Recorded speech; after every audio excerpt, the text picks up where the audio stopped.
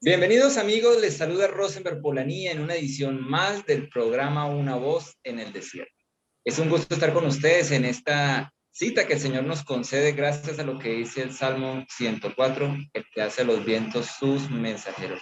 Y bien sea por la radio o ahora por el internet, traemos un mensaje de esperanza, un mensaje que nos renueva las promesas que Dios nos ha dado a nuestra vida y que busca recordarnos que hay un Dios cercano a todos nosotros y que también está cerca de nosotros. También este programa tiene el propósito de darnos las directrices para el diario vivir a través del estudio de la palabra. Yo tengo un invitado especial desde Colombia, el pastor Héctor Barrero, del Ministerio Comunión de Gracia Internacional, quien hoy nos estará compartiendo un edificante mensaje basado mucho en su experiencia de vida y en su ministerio. Muchas gracias por acompañarnos, Pastor Héctor.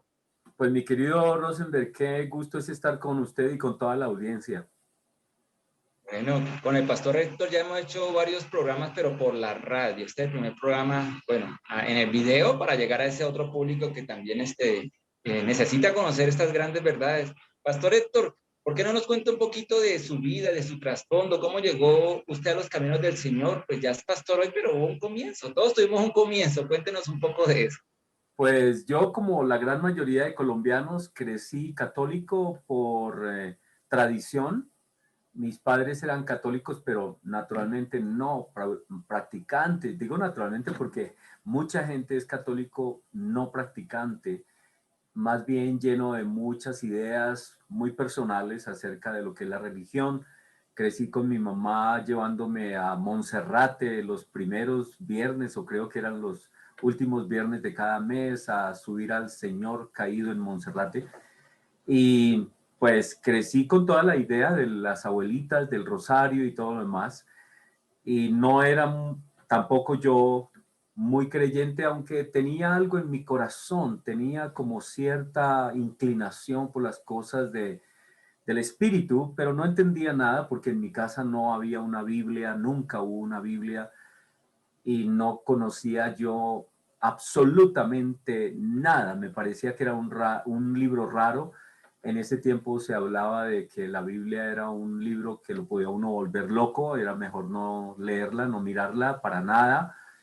Y pues claro, en mi casa no había una Biblia, así que todos esos años, hasta los 17 años, crecí como un católico nominal, como todas las personas católicas o la gran mayoría de personas católicas. Iba a la iglesia porque me gustaba mucho cantar y tuve unos amigos que junto con ellos cantábamos en la iglesia católica, y porque tuve una novia, me acuerdo muy bien, esa novia me hacía ir a misa. Yo iba a misa porque ella estaba ahí, pero yo no iba porque estuviera realmente interesado en nada religioso. Ese fue mi niñez, esa fue lo que aprendí de niño, y aprendí el catecismo astete, y me acuerdo muy bien cómo lo aprendí. Lo aprendí a, a la fuerza. Cada vez que el profesor me preguntaba algo y yo no sabía, me decía, extienda la mano, y me daba ¡pum!, un golpe con una vara que él tenía, me pegaba en la mano, y fue así como aprendí el catecismo y así como hice la primera comunión y todo lo demás. Así que ese es mi pasado antes de venir a entender algo de la Biblia. Y cuando comencé ya a entender algo de la Biblia es cuando estaba en el bachillerato, en los últimos 2 años de bachillerato. Tuve un amigo muy querido y en su casa me encontré con un primo de él que estaba leyendo la revista La Pura Verdad. La revista ya tenía un buen tiraje, llegó a tener en algún momento hasta 8 millones de ejemplares en circulación en varios idiomas. En español estaba siendo muy popular aquí en el país, estaba llegando, se la enviaban gratuitamente a toda persona que la pidiera. Yo sé de muchos pastores hoy que recibían La Pura Verdad en ese tiempo, muchas personas la recibían, y mi amigo estaba recibiendo La Pura Verdad, y yo comencé a leer La Pura Verdad. Me informé después que era una iglesia y que mi amigo poco a poco se hizo muy cercano con el pastor que vino desde Puerto Rico a fundar la Iglesia de Dios Universal en Colombia.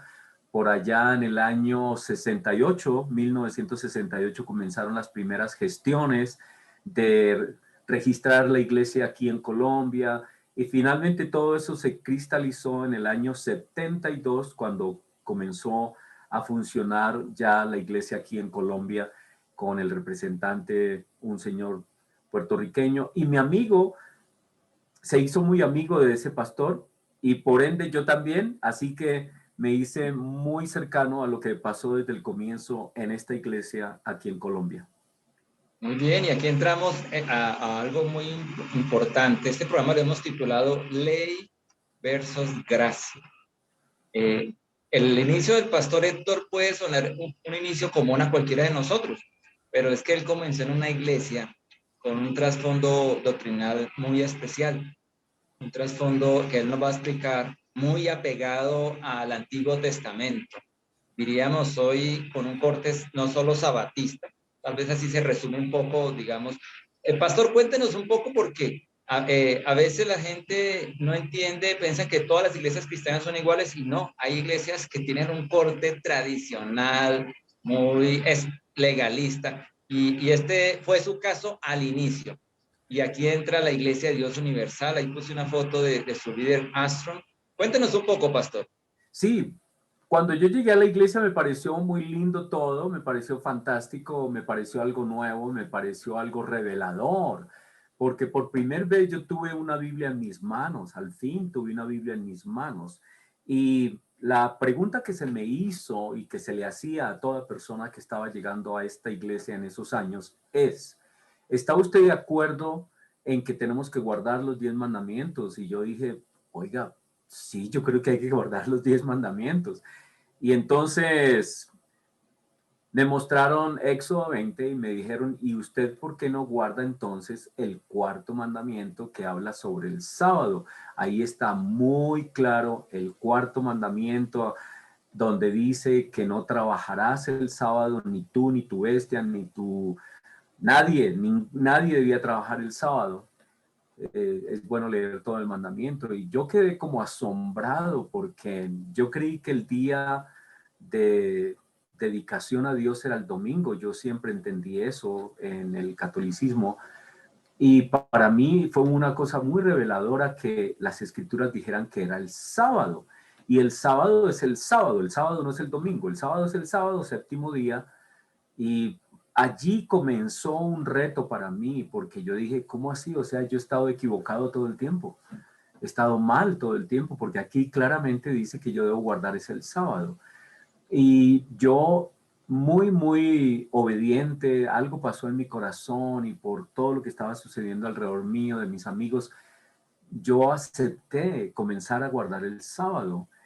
Y el sábado había que guardarlo de acuerdo a como las escrituras nos dicen, que es de 6 de la tarde del viernes a 6 de la tarde del sábado, porque los días aprendí también algo nuevo, una revelación, y es que los días no se medían como se miden hoy en día con un reloj de las 12 de la noche a las 12 de la noche, sino que la Biblia habla de que los días son así: 12 horas tiene la noche, 12 horas tiene el día, y los días comienzan a las 6 de la tarde del día anterior. O sea que el sábado comienza realmente a las 6 de la tarde del viernes. Y para mí todo esto comenzó a ser una revelación y yo me sentí como único, especial, y comencé a guardar el sábado desde las 6 de la tarde del viernes, y era día santo, no harás nada, ninguna obra en él. Así que en ese día yo no veía televisión, no salía a jugar fútbol, no salía a hacer diligencias de nada, era día santo para Dios. Y luego poco a poco entendí que el sábado era solo el comienzo, porque Levítico 23 explica muy bien que el sábado semanal es la base de otros sábados anuales. Y yo dije, ¿cómo así? ¿Y por qué la Iglesia Católica no guarda estas cosas? Para mí fue una revelación. Entonces aprendí que había un tiempo que era la Pascua, y que la Pascua era el tiempo del sacrificio del Señor Jesucristo, la entrega, y que era el cumplimiento de la Pascua que los israelitas tomaron al salir de Egipto. Y para mí era una revelación. Eso yo jamás había entendido, y que hubiera un pueblo llamado el pueblo de Israel. Comencé a estudiar sobre la historia del pueblo de Israel. Me pareció fascinante esa historia y toda esa salida de Egipto y la revelación de Dios del sábado, de las fiestas. Y yo inmediatamente comencé a guardar las fiestas porque dije, aquí esto es, la Pascua es claro, representaba a Cristo. Y la Pascua era el inicio de esa fiesta. La Pascua no era solamente tomar esa noche la Pascua, sino era todos esos otros 7 días que eran los panes sin levadura que estaban junto con la Pascua. A todo eso se le vino a conocer como la Pascua. No solamente la Pascua en sí, la cena, sino esos otros 7 días de los panes sin levadura. Y yo comencé a guardar eso también, a guardar los días de los panes sin levadura. Era pecado que yo en mi casa, al menos en mis cosas, porque no podía salirme de mi casa, pero al menos entre mis cosas no debía haber levadura. Y fue muy estricto, y el primer día de los panes sin levadura y el último día de los panes sin levadura eran días santos. Y la Pascua se tomaba era solamente una vez al año, no como los evangélicos tomaban esa Pascua cada vez que se reunían. Ahí dice que es una sola vez al año, y yo decía, ¿por qué la gente toma la Pascua y la cena del Señor tantas veces cuando aquí dice que es solamente una vez al año? Y bueno, comencé yo a guardar la Pascua. Luego me enteré que pues estaban los días de panes sin levadura, luego que estaba algo increíble, Pentecostés, y lo que significaba Pentecostés, y luego que el día de expiación, que trompetas, que la fiesta de tabernáculos, y fui descubriendo todas esas fiestas y me di cuenta que Levítico 23 por ninguna parte hablaba de Navidad, y nuestra iglesia decía, Navidad es una iglesia, es una fiesta pagana dedicada al sol. Y aquí en las escrituras en ninguna parte dice que debamos guardar Navidad, es una fiesta pagana. Inmediatamente yo dejé de guardar Navidad. Yo no volví a esas fiestas con mi familia. Mi familia era una partida de paganos y todos los que guardaran Navidad eran paganos. Inmediatamente me volví muy sectario, porque después me dijeron que además de todas esas fiestas que se debían guardar según el calendario judío, ¿no? Eso no se guardaban en cualquier día. No, no, no, no, no, no. Para guardar las fiestas usted tenía que saber cuál era el calendario de Dios, porque el calendario romano, pues claro, es un calendario pagano, hecho por los paganos. Usted no se mete con ese calendario, usted se atiene al calendario judío. Y entonces, pues claro, yo comencé a decir, claro, es el calendario de Dios, está revelado en las escrituras. Ahí los meses son el primero, el segundo, el tercero, el cuarto. Ahí no habla de exactamente de nombres, y los nombres en hebreo son distintos. Todo eso para mí comenzó a ser una revelación tan increíble, y yo me sentí especial, y yo me sentí distinto, y yo me sentí llamado, y yo sentí que el mundo estaba perdido y el único que estaba encontrado era yo, con Sí. todos los que estábamos en la iglesia. Y entonces, pues comenzamos a guardar el calendario judío para guardar las fiestas. Eso se hizo porque hay varias explicaciones de ese calendario, pero nuestra iglesia llegó a una conclusión. Guardábamos ese calendario, y en ese calendario guardábamos las fiestas. Y para guardar las fiestas, pues comprendí otra revelación, que Dios había dejado una manera económica para pagar la asistencia a las fiestas, y eran los diezmos, y habían 3 diezmos. No era solamente un diezmo. Lo siento, los que quieren guardar la ley tienen que guardar los 3 diezmos, porque el primero era ciertamente para la iglesia, el segundo era para guardar las fiestas. Si usted se mete con los diezmos, guarde también para las fiestas. Y si va a guardar para las fiestas, pues tiene que guardar las fiestas. Y si va a guardar las fiestas, tiene que guardar el calendario. Y si va a guardar el calendario, tiene que guardar toda la ley. Mejor Entonces, dicho, acaba. entonces nosotros estábamos en eso, ¿no? Yo cada vez descubrí algo más y me di cuenta que el diezmo había que pagarlo, que era la 10ª parte, que había otra 10ª parte que había que ahorrarla para ir a la fiesta de la Pascua o a la fiesta de tabernáculos, especialmente para ir a la fiesta de tabernáculos.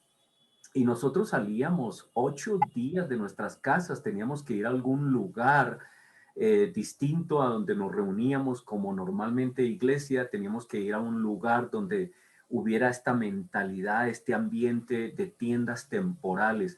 El que no iba a la fiesta de tabernáculos es porque no había entendido que la fiesta significaba el reino de Dios. Y el que no participaba de la fiesta de tabernáculos despreciaba el reino y no entendía ni forro. Así que todos los que no guardan la fiesta, decía yo en ese tiempo, son gente que está perdida, porque no entienden. La fiesta de tabernáculos es un tipo del reino de Dios, y el que no guarda la fiesta no entiende el reino. Así de radicales nos volvimos, y nos volvimos supremamente radicales en cuanto a fiestas, y luego comprendí que además de todo yo tenía que cuidarme en lo que comía, porque yo no podía comer cualquier cosa. Yo en el pasado comía muchas cosas, pero llegamos a Levítico 11, y en Levítico 11 estaba muy claro que hay ciertos animales que tú puedes comer, hay otros que no debes comer. Y entonces ahí me volví más sectario, porque en mi casa ya no recibía cualquier cosa, ya no iba a los restaurantes fácilmente. Yo era muy cuidadoso con el marrano, con los pescados, con tantas cosas. Cuando iba a alguna invitación de mi familia, ¿y esto qué tiene? ¿Con qué lo hicieron? Y me metí a la cocina a preguntar con qué habían hecho todo, si tenía margarina o si tenía cerdo, si tenía grasas, si tenía de todo, porque yo era estricto, celoso. Judío ortodoxo, como un judío Súper. ortodoxo. Nosotros los que llegamos en ese tiempo fuimos muy celosos de la ley, y éramos muy cuidadosos de guardar esas normas de cosas de comer y cosas de todo. Pero entonces comenzaron otros amigos que fueron llegando con el tiempo, y la iglesia comenzó a crecer, a decir, oiga, ¿y por qué no? Aquí dice bien claro que tenemos que usar unas ropas muy especial, que los hilos no se deben mezclar. Y otros comenzaron con las lunas nuevas, que eso hay que guardarlo también. Y eso entró en debate si lo guardábamos o no lo guardábamos. El asunto es que la iglesia era la que determinaba qué se guardaba y qué no se guardaba. Y entonces esto se volvió muy caprichoso, porque nuestra iglesia era la que determinaba qué guardar y qué no guardar. Entonces, a la hora de la verdad, decíamos que estábamos guardando la ley, pero no la guardábamos toda, guardábamos lo que nos convenía. Y luego, cuando ya me caso, yo años después, muchos años después me casé. Yo llegué de 17 años a la iglesia, me casé de 31 años, pero cuando me casé, yo sabía que el tema de la circuncisión nos habían explicado que no era tema de salvación, pero hay de que usted no lo haga. ¿Sí me entiende? Como esa contradicción, porque aunque se decía que no era necesario, era mejor que lo hicieras. Así que mis hijos son circuncidados al 8º día conforme a la ley por médico judío. Yo me acuerdo muy bien la circuncisión de mis hijos. Yo estuve ahí muy presente. Me acuerdo muy bien el médico que hacía las circuncisiones de la comunidad judía aquí en Bogotá.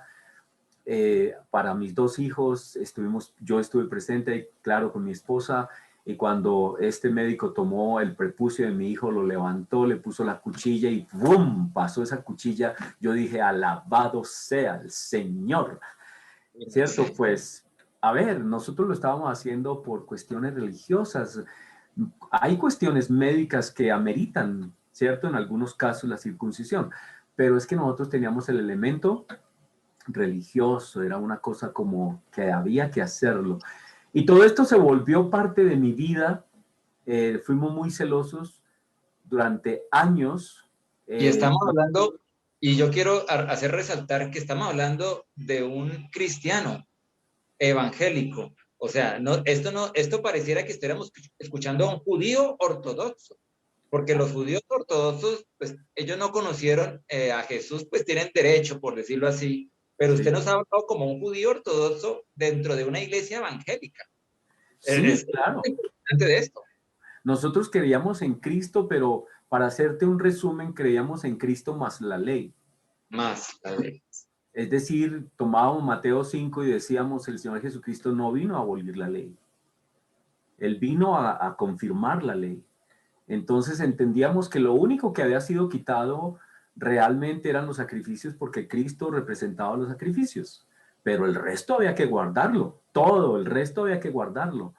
Y nosotros nos esforzábamos, yo fui muy celoso en mis diezmos, en mi obediencia a los sábados, a las fiestas, a lo que nos decía la iglesia, a todas las cosas y normas. Yo dejé muchas cosas y cuando mi esposa nos casamos con ella, ella de niña también había estado participando en la iglesia desde muy niña. Ella también dejó, estuvo dispuesta a dejarlo todo. Muchas personas dejaron empleos, dejaron trabajos porque el sábado tenían que guardarlo bien y entonces antes trabajaban los sábados y ahora que saben que el sábado era santo, pues dejaron sus sábados, sus Era pecado. trabajos, porque era pecado trabajar el sábado, porque era pecado no ir a la fiesta de tabernáculos. Entonces, por ir a la fiesta de tabernáculos los botaban de sus empleos y pues dejaron muchas cosas y gente dejó de estudiar además porque nuestro profeta, el señor Armstrong, por allá en 1972 se escribió un libro que yo lo leí naturalmente. Desafortunadamente, no sé qué hice yo con mis libros porque yo tenía mi colección de libros. Todavía tengo algunos, pero en 1972-73 se escribió un libro que se llamaba La Profecía 1975 en Profecía, se llamaba así, 1975 en Profecía. Y hablaba ese libro de que en el 75 iba a comenzar la gran tribulación y más o menos por el año 78 ya estaríamos al borde del regreso del Señor Jesucristo. De tal manera que entonces los muchachos como yo que llegaron a esta iglesia en esos años, dijimos, si Cristo ya viene, ¿para qué estudiar? Claro. ¿Para qué esforzarnos en tener una profesión o tener un trabajo? Nos vamos a dedicar exclusivamente a la iglesia. Y eso fue catastrófico porque muchos muchachos con mucho potencial, muchachos que estaban comenzando su vida igual que yo, su juventud, dejaron de estudiar una carrera y eso se pagó muy alto con los años porque no accedieron a buenos trabajos, su nivel de vida fue muy, muy bajo, siendo que ellos eran personas que pudieron haber tenido una muy buena educación, de familias bien, pero que rechazaron la educación porque dijeron, ¿para qué? Además, eso es educación del mundo. Y nosotros ahorita lo que necesitamos es Biblia y punto y no más.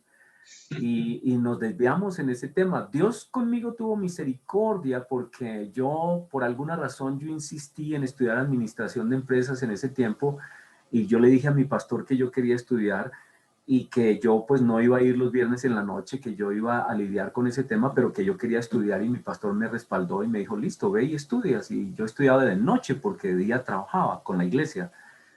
Y hice mi carrera de administración de empresas, pero muchos no hicieron ninguna carrera y ellos después de años, ellos les dolió terriblemente hasta las lágrimas no haber aprovechado su juventud para haberse educado.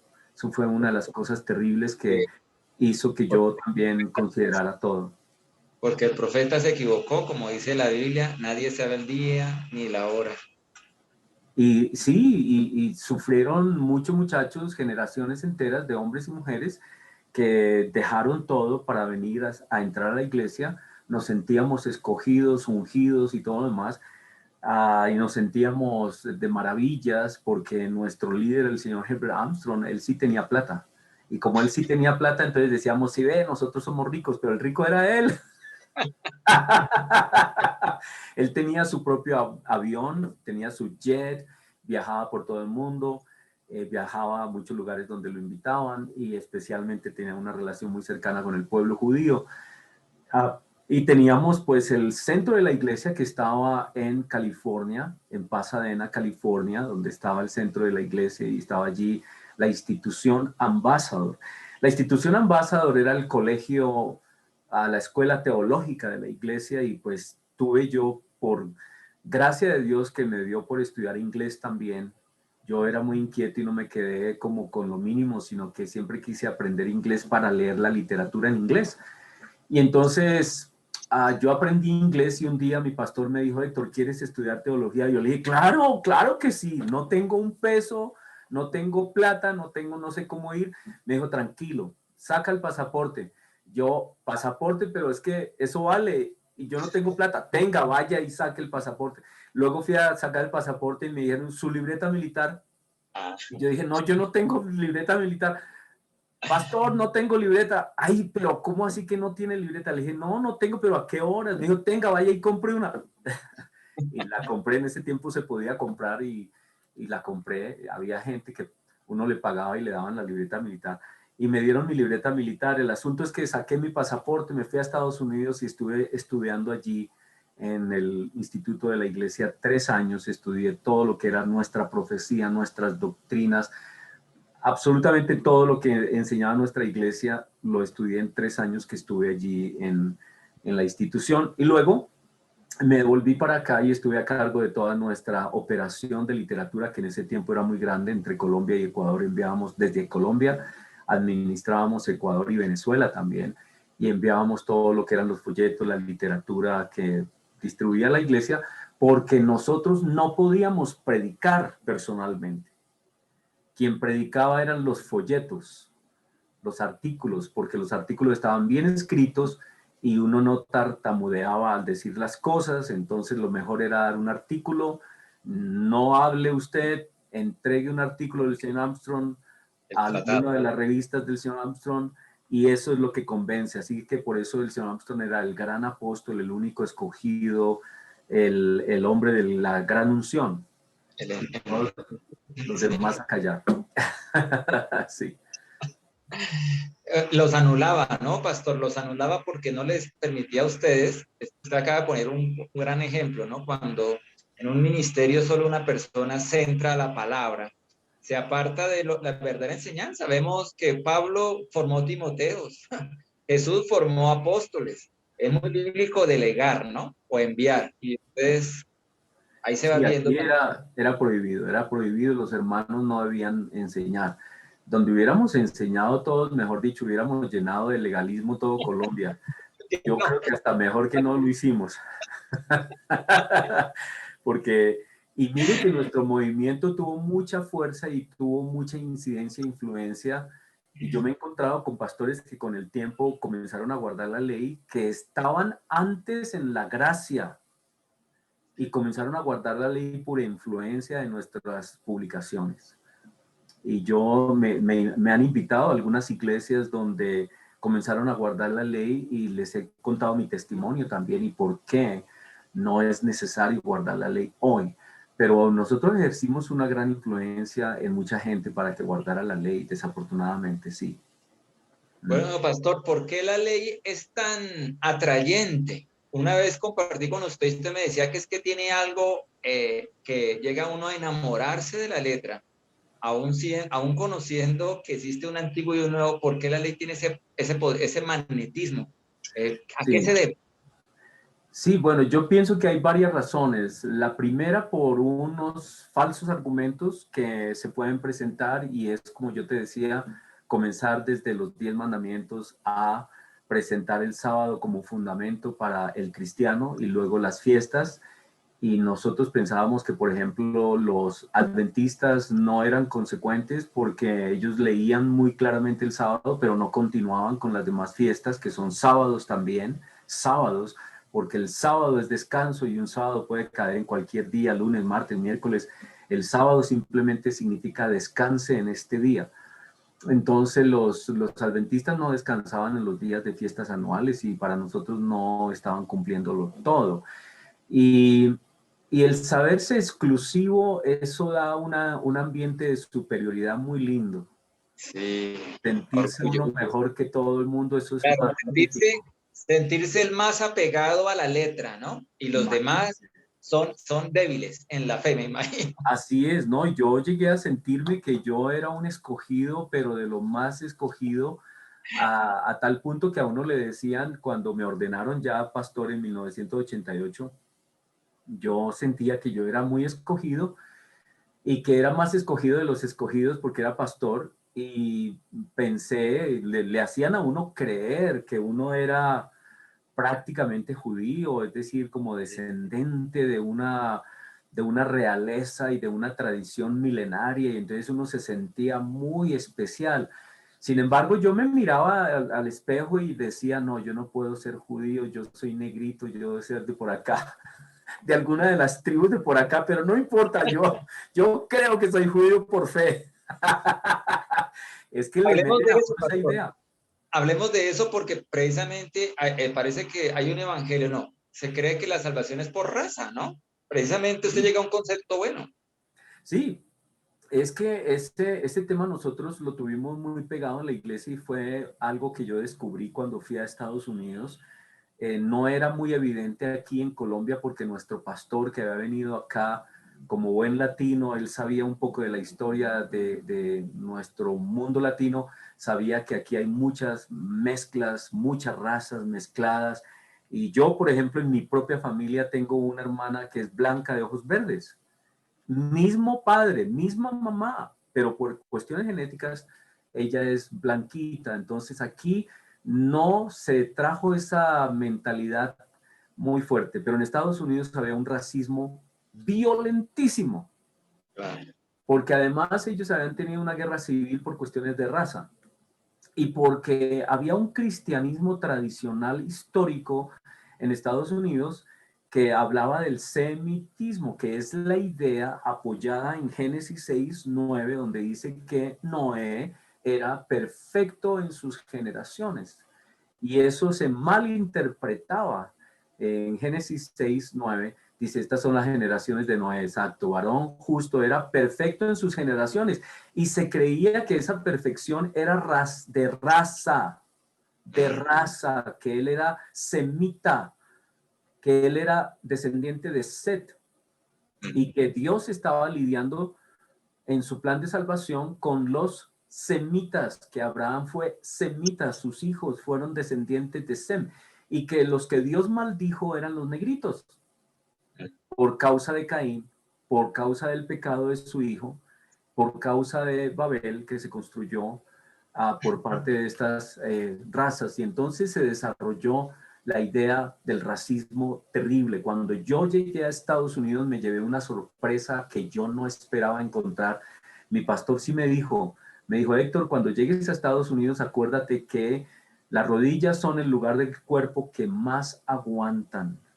Queriéndome decir con eso que si encontraba yo problemas me arrodillara a orar. Y de verdad tuve que arrodillarme a aceptar esta situación porque a mí me dijeron, Héctor, tú eres latino, tú no eres blanco, tú no puedes salir con las niñas blancas y tampoco puedes salir con las niñas negras porque ellas son negras. Tú eres latino, tú solamente aquí puedes dating. El dating es algo muy importante en Estados Unidos, es una cosa cultural de allá. Dating es como salir con una niña, no que uno sea novio ni nada, sino invitar personas, ¿no? A salir a alguna reunión, alguna cosa. Y yo no podía dating, no podía salir con ninguna niña si no era latina, si no habían latinas. La misma. Habían muy poquitas latinas. Y llegó una vez una latina, llegó una latina mexicana, pero ella, después de un tiempo que yo sí pude salir con ella, un día me dijo, Héctor, ya no podemos salir. Y le dije, ¿por qué? ¿Por qué no podemos salir? ¿Te noviaste? No me dijiste nada. No, no, no es eso, me dijo ella. Es que yo fui donde el rector y le hablé y le demostré que mi mamá es española blanca y que el negrito es mi papá.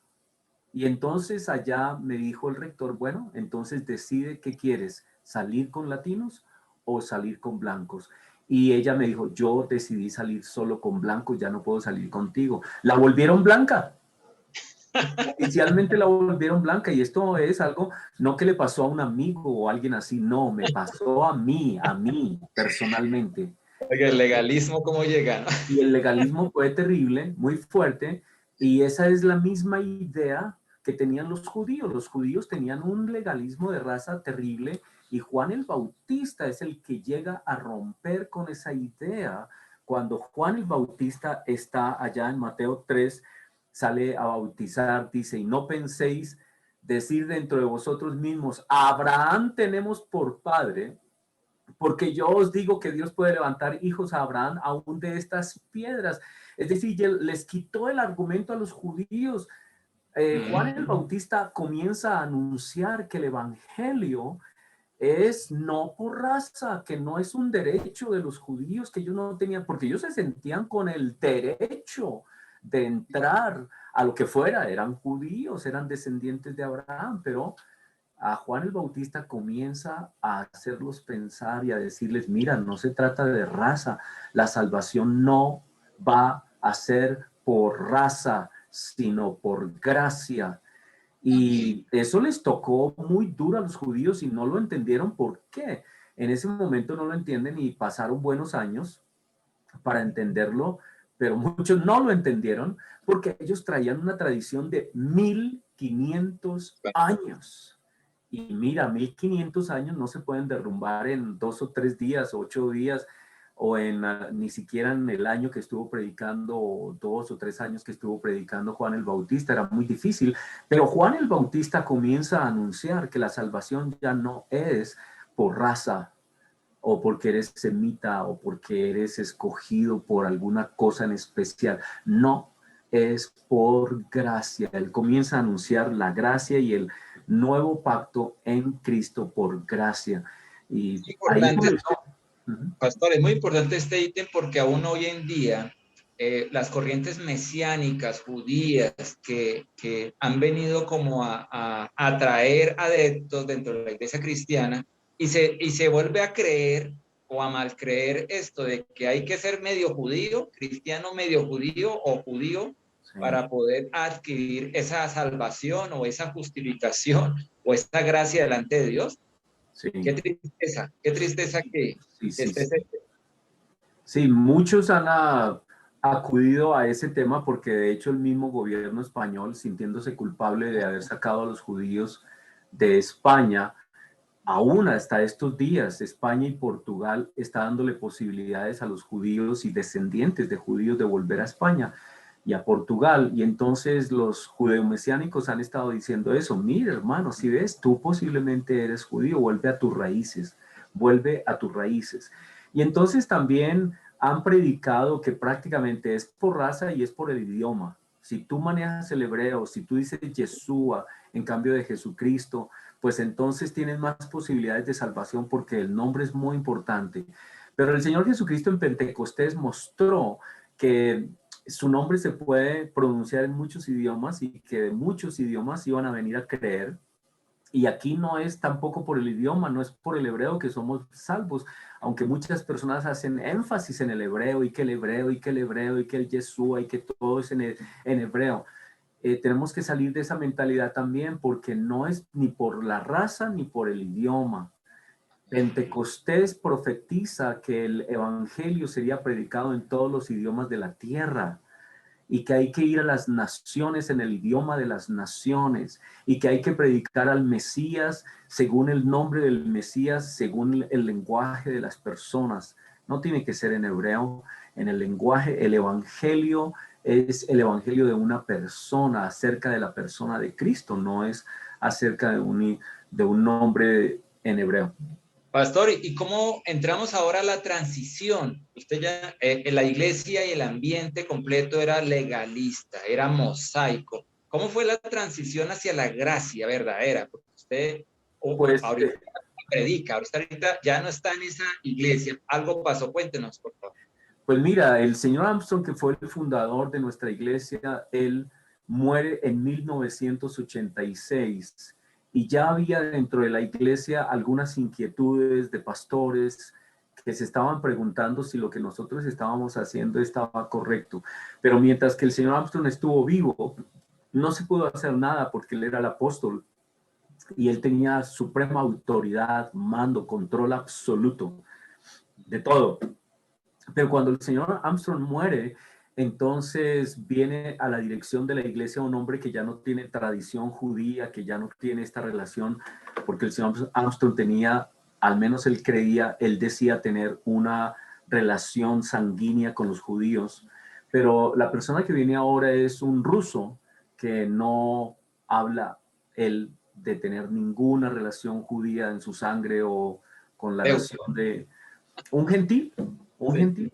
Y él se había dado cuenta que habían algunas personas que tenían preguntas y comenzó a indagar desde el 86 en adelante y yo pienso en varios años se estuvo indagando sobre este tema y se estuvieron estudiando nuestras doctrinas y qué decía el mundo evangélico, cristiano, y poco a poco fuimos entendiendo que nosotros francamente éramos una secta, así de sencillo, así de fácil. Y comenzó ese cambio desde la cabeza de la iglesia, desde los pastores que estaban interesados en conocer la verdad. Nosotros habíamos orado todo el tiempo, yo me acuerdo, que Dios nos guiara a su verdad. Y llegó el tiempo en que Dios comenzó a guiarnos a la verdad, pues comenzaron a entender cosas, que la salvación no era por lo que nosotros hacemos, ni por los sábados, ni por la circuncisión, ni por lo que comemos.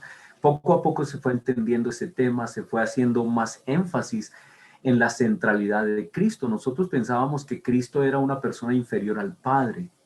Increíble, creíamos en Cristo, pero que era como inferior al Padre y que el Espíritu Santo no era una persona. Nosotros creíamos que el Espíritu Santo era la fuerza de Dios, era Dios Padre mismo, y que el Espíritu Santo procedía solamente del Padre, y que bueno, teníamos unos problemas serios con el tema de... Pastor, es importante estos ítems porque el credo o la confesión de fe de la iglesia primitiva tenía estos pilares. El Hijo no está subordinado al Padre, eso incluso es una herejía, ¿no? El subordinanismo. Que el Espíritu Santo realmente es una persona, y aunque sea un misterio, cómo entender la relación es es la misma naturaleza divina, pero una persona, ¿no? Cada uno es una persona. Y usted ahorita me gustó que dijo, eran una secta. ¿Y cómo se reconoce una secta hoy en día cuando se cree que son los únicos que tienen la verdad? Cuando mi confesión, desde mi denominación, es de ellos, nadie más es correcto sino yo, es una secta. Y es importante definirlo porque hoy en día abundan muchas y no cualquiera es cristiano. Que sí hay diferentes denominaciones con ciertos énfasis, pero hay comunión. Y una secta no tiene comunión con los demás porque precisamente se cree la única. Eso es un buen punto, ¿no? Sí, claro que nosotros éramos los únicos y nosotros éramos la única iglesia verdadera sobre la faz de la tierra. Las demás iglesias estaban equivocadas y los más cerquitas para nosotros eran de pronto los adventistas, ¿no? Eran los más cerquitas, pero otra vez siempre les criticamos el hecho de que se quedaban a mitad de camino, más que mitad de camino. Es decir, para decirle la verdad, a nosotros nos parecía que los adventistas no nos daban ni a los tobillos. Claro, el legalismo, Nosotros éramos mejores que todos y nosotros éramos los únicos dignos de salvación. Así que ese pensamiento comenzó a ser cuestionado, y yo me acuerdo que ya antes, el señor Armstrong muere en 1986, yo me gradué de la institución en 1984 y ya habían corrientes dentro de la iglesia y profesores que estaban cuestionando nuestras creencias. Me acuerdo muy bien de un profesor que dijo una vez en clase lo siguiente. Él hizo una pregunta muy importante que nunca la he olvidado. Éramos unos 250 estudiantes en un auditorio muy grande, y él preguntó: ¿quiénes de ustedes están de acuerdo que la Biblia se interpreta a sí misma? Ese era un principio nuestro y de muchas iglesias. La Biblia se interpreta a sí misma. Eso era algo absolutamente incuestionable, pero él preguntó ese día: ¿quiénes de ustedes creen que la Biblia se interpreta a sí misma? Y todos alzamos la mano, todos, todos, todos. Entonces él tomó la Biblia, la puso en el atril, le dijo a la Biblia: Biblia, interprétate a ti misma. Y se hizo a un lado. El profesor, se hizo a un lado y se quedó callado. Y pasó 10 segundos, 20 segundos, 30 segundos, un minuto. Todo el mundo comenzó a sentirse incómodo y mal y todo. Y él miraba la Biblia como diciendo: interprétate. Y la Biblia no se interpretaba. Y cuando pasaron unos 2 minutos larguísimos, larguísimos de un silencio total en toda la clase, él se devolvió al micrófono y dijo: estrictamente hablando, La Biblia no se interpreta a sí misma. Siempre hay un hombre que la interpreta y ese hombre puede estar equivocado. Y ahí entendimos que él estaba hablando de nuestro presidente. Ese día hubo una revolución, ese día, sin más que cuelgan a ese pobre pastor. Lutero. Y el asunto es que, eso hubo estudiantes que salieron inmediatamente para la rectoría a denunciarlo y todo. Y bueno, pero eso mostró que ya dentro de nuestra iglesia habían personas que estaban pensando en renovar cosas. Y sí, vino esa renovación. Por primera vez pensando. Vino esa renovación. Y finalmente en el año de 1994, después, imagínate, el señor Armstrong muere en 1986, casi como 8 años después de ir poco a poco, en el año de 1994 oficialmente se declaró, escrito y por los medios, que ya no considerábamos el sábado ni las fiestas ni nada de lo que hacíamos como esenciales para la salvación. Que nosotros creíamos en el Señor Jesucristo y en lo que Él hizo por nosotros, en su salvación, que nos ha dado por gracia, y lo creíamos por fe. Entonces, eso hizo una revolución total. Ese día la iglesia explotó, ese día hubo gritos, lamentos, hubo de todo, porque los pastores que les encantaba todo el estilo de vida que tenían, porque habían muchos privilegios para los pastores, por tantos diezmos que entraban y todo demás, habían muchísimos. Y además, pues ellos estaban convencidos, no los voy a juzgar ahora, pero muchos estaban convencidos de la ley y todo demás, muchos renunciaron, demandaron la iglesia. Hubo una situación impresionante en nuestra iglesia, miles de pastores renunciaron, demandaron, la iglesia entró en crisis económica, crisis legal. Nuestra iglesia aquí en Colombia, mi pastor, que fue un amigo excelente durante 17 años, que nunca tuvimos un sí o un no, porque yo decía, Él es la autoridad, Él es Dios aquí en la tierra, Él es mi pastor, Él me representa, Él todo. Y cuando yo le dije, no, hermano, yo no me voy contigo, ese día fue el acabose, porque él no podía creer que yo le dijera que no. Y la iglesia se dividió y él se llevó pues el 90% de la iglesia, y los otros que se quedaron porque eran fieles a la iglesia, pero no porque hubieran entendido todavía nada. Tomó unos 5 años que la gente entendiera los cambios aquí en Colombia, porque aquí mi pastor nunca había predicado absolutamente nada de lo que estaba pasando en Estados Unidos, de esta transición que se estaba haciendo, sino que él siempre continuó con la ley, con la ley, con la ley, mientras que yo en lo profundo yo estaba diciendo, esto no está bien, esto no está bien. Y cuando vino el momento del cambio, yo acepté el cambio y mi pastor no lo aceptó, y ahí vino la división de la iglesia aquí en Colombia, y entonces perdimos pues 90% de los hermanos se fueron, y los que se fueron pues se subdividieron, porque no todos se sujetaron a otros, sino que hubo distintas ramas y todo eso se atomizó la iglesia, y pues todavía están por ahí, son muy estrictos, hay algunos que son más estrictos que antes, con cachumbos y todo, de judíos, y otros se volvieron al judaísmo literalmente, ya no creen en Cristo, increíble. Otros se volvieron a musulmanes, otros se volvieron musulmanes, al menos pienso en una familia que se volvió musulmán, y otros no quisieron saber nada de Jesucristo, nada de Dios, se enfriaron completamente, no quisieron nada que ver. Entonces nuestra iglesia se atomizó en todas las direcciones, y quedó un grupito pequeño que fue disminuyendo poco a poco, y finalmente quedamos como unas 12 personas, y con esas personas comenzamos la nueva iglesia. Sí, bueno, pastor, pero a pesar de tanto dolor, bueno, comenzó la iglesia, la cual usted hace parte hoy en día como Comunidad de Gracia Internacional. Dígame, cuéntenos, ¿qué es la gracia? Porque esta gente, usted me acaba de decir que la gente se dispersó, hasta hubo apostasía, ya ni Jesús. ¿Por qué la gracia es más importante que la ley? Porque usted tiene la experiencia de haber amado la ley, pero tuvo que decidirse por seguir a Jesús, a la persona de Jesús. ¿Qué tiene la gracia?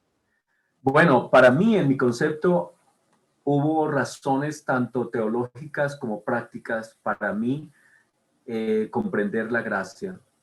Las prácticas es que nosotros nos volvimos tan legalistas que eso se volvió asfixiante, asfixiante. Nosotros, yo como pastor, por ejemplo, iba a las fiestas y a mí me pagaban todo, yo no tenía ningún problema para ir a las fiestas, pero había muchas personas que lo sacrificaban todo y eso no era justo porque no, y no era justo que también personas económicamente pobres que decidían querer estudiar, no se les permitiera estudiar porque el viernes por la noche era pecado estudiar, el sábado por la mañana era pecado estudiar, mientras que la gente que tenía plata podían ir a las universidades y a los colegios durante el día y ellos seguían siendo más ricos, mejor educados, con mejores puestos, y yo veía que hacia el futuro eso era un problema gravísimo, porque los pobres iban a continuar siendo cada vez más pobres y los ricos iban a ser más ricos dentro de nuestra iglesia. Y eso me parecía injusto. Me parecía injusto que nosotros, yo por ejemplo el viernes en la noche que estábamos guardando el sábado, el comienzo del sábado, estuviéramos en una reunión con todos los demás pastores, pasándola rico, delicioso, en una buena cena, con vino, delicioso, celebrando el sábado, y eso sí era guardar el sábado, pero si alguien iba a estudiar, eso era quebrantar el sábado. Sí. Me pareció terrible el tema del racismo, que era inaceptable, no lo pude aceptar. Me pareció que había un elitismo muy fuerte dentro de la iglesia, habían unas élites muy bien posicionadas que no eran incuestionables, irremovibles, y eso también me pareció muy, muy fuerte, y dije, no, no, eso no, no. Pero esas son las cosas prácticas, ¿no? Las cosas prácticas de todos los diezmos y el manejo como se les daba a todos esos dineros me pareció también, y yo estaba ahí, es decir, yo era pastor, pero me parecía que eso no estaba bien. Y esas, digamos que eran razones prácticas, entre muchas otras cosas. Por ejemplo, lo de las vacunas que están tan de moda en este tiempo, eran prohibidas en la iglesia. Eran prohibidas y tuvimos una familia que tuvo un niño y murió porque no se vacunó. Murió de viruela o varicela en ese tiempo y me pareció terrible que no pudiéramos vacunar a los niños, que no pudiéramos ir al médico. El que iba al médico le hacía falta fe.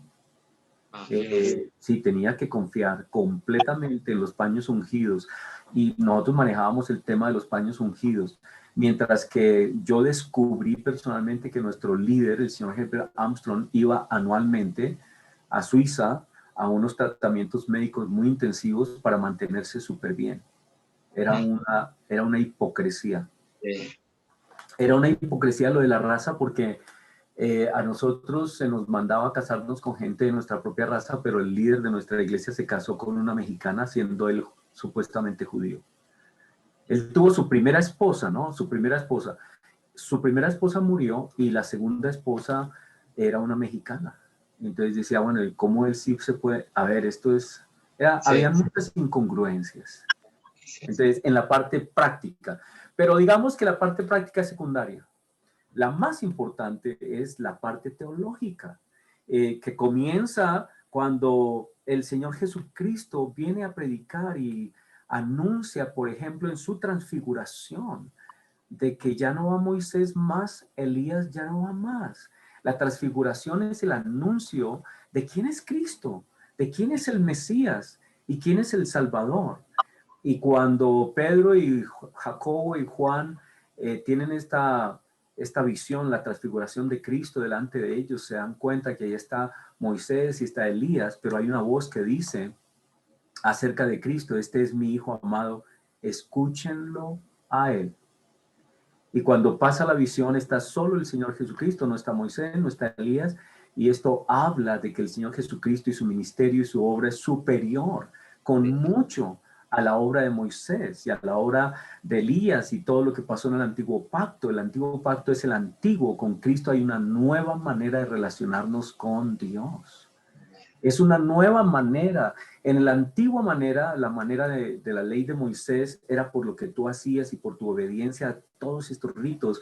En la nueva manera es por fe en lo que Cristo hizo por mí.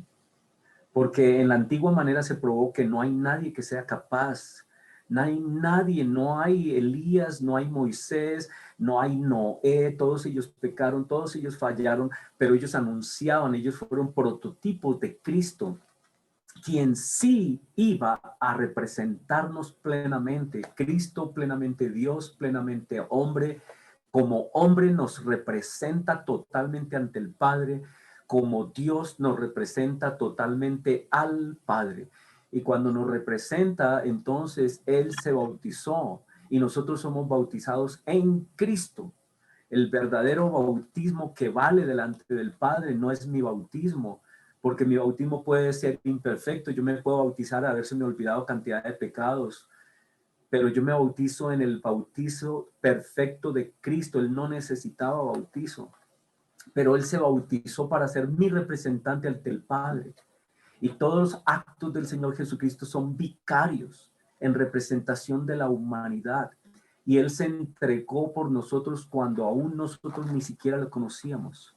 Cuando nosotros estábamos en nuestros delitos y pecados, Él ya se había entregado por mí. Y su obra es demasiado grande y poderosa, es más grande y tiene más alcance que el alcance del pecado de Adán y Eva.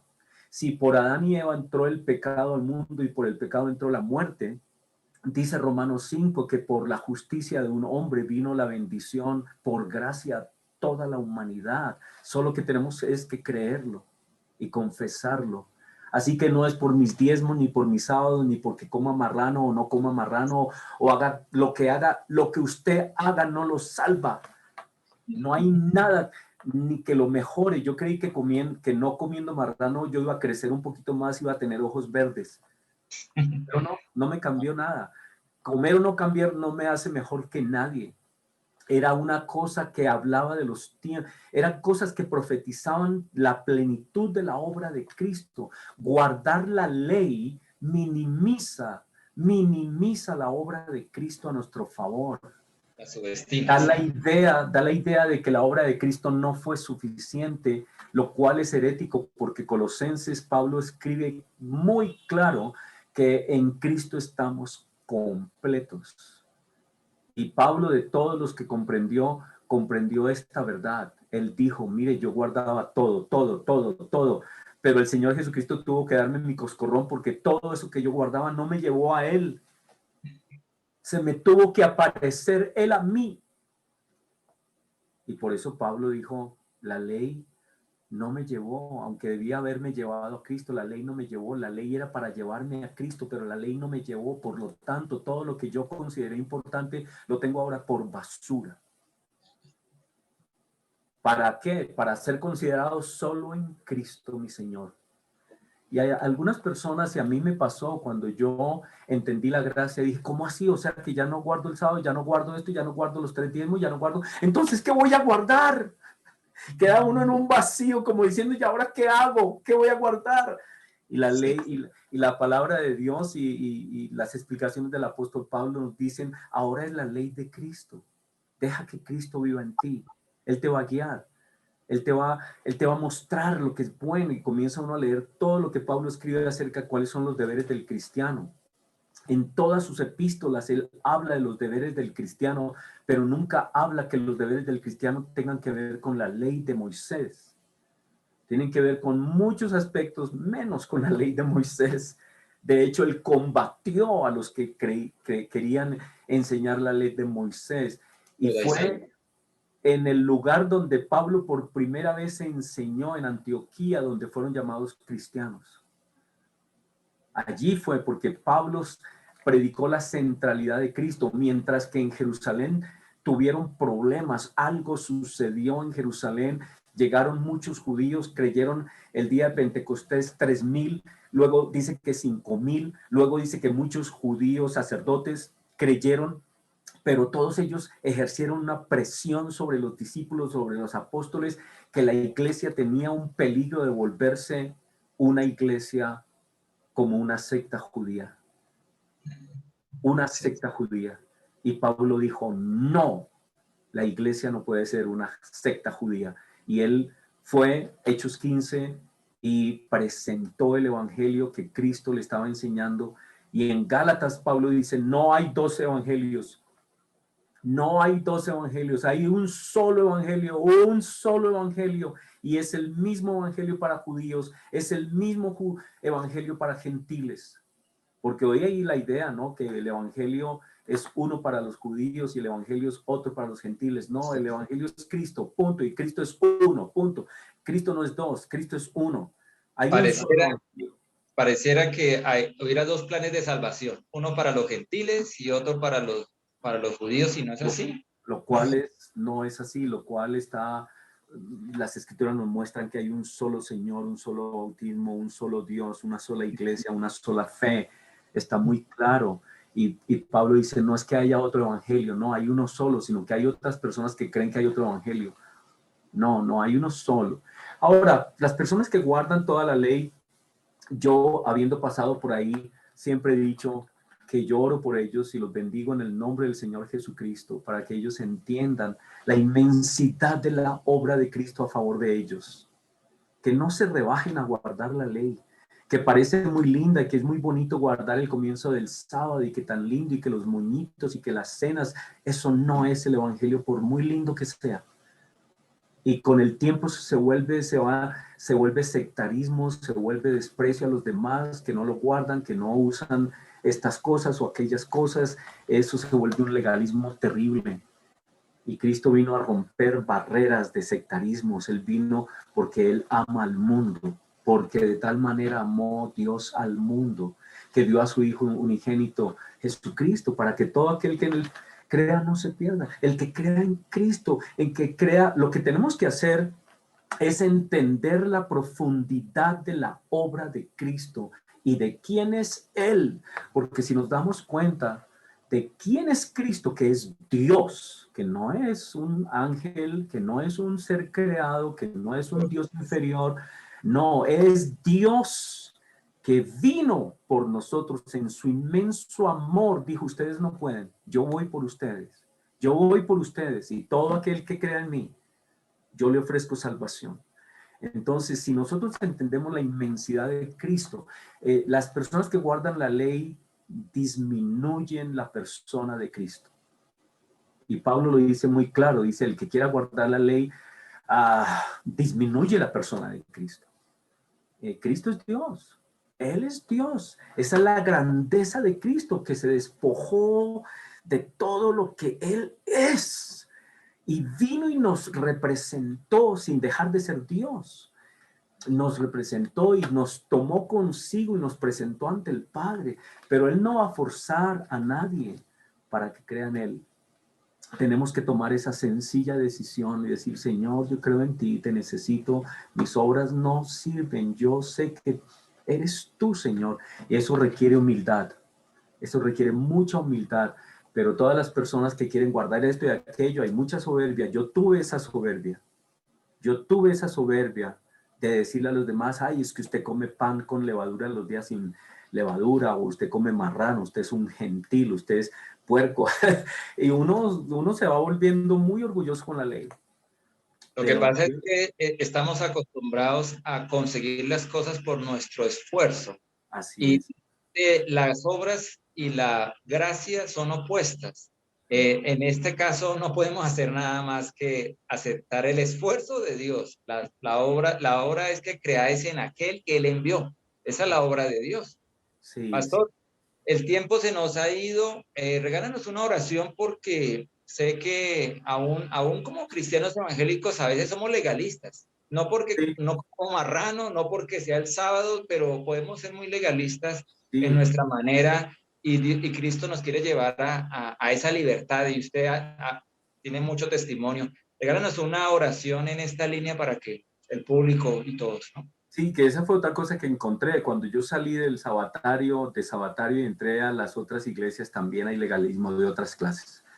Bueno, Señor, te doy gracias por este momento tan lindo con mi hermano Rosenberg. Te doy gracias por todos los creyentes, por toda persona que confiesa tu nombre, Señor. Te doy gracias, Señor, por toda persona que guarda la ley todavía. Y te pido, Señor, que tú tengas misericordia y así como tuviste misericordia conmigo y me llevaste en tu gracia a comprender la inmensidad de tu sacrificio, que estas personas también comprendan, que estén calmados, que estén tranquilos, que pongan su vida enteramente a tus pies, Señor Jesús, y tú los vas a tomar y tú vas a hacer esa obra con ellos también. Tu obra es magnífica, es muy linda, Señor. Ayúdalos a ellos a confiar plenamente en ti. Y que entiendan, Señor, que hay un antiguo pacto, un nuevo pacto, y que el antiguo es antiguo. Ha quedado atrás, como dice Hebreos, ha quedado atrás, ya no más, ya no va más.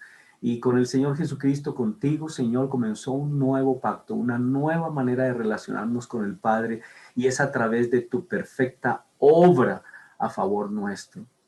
Ayúdanos a todos a alabarte, a adorarte, a acercarnos, porque ninguno de nosotros puede decir que ya lo comprende todo y ya lo sabe todo y ya no hay nada que hacer. No, todos estamos en este caminar, todos los días de tu mano, Señor.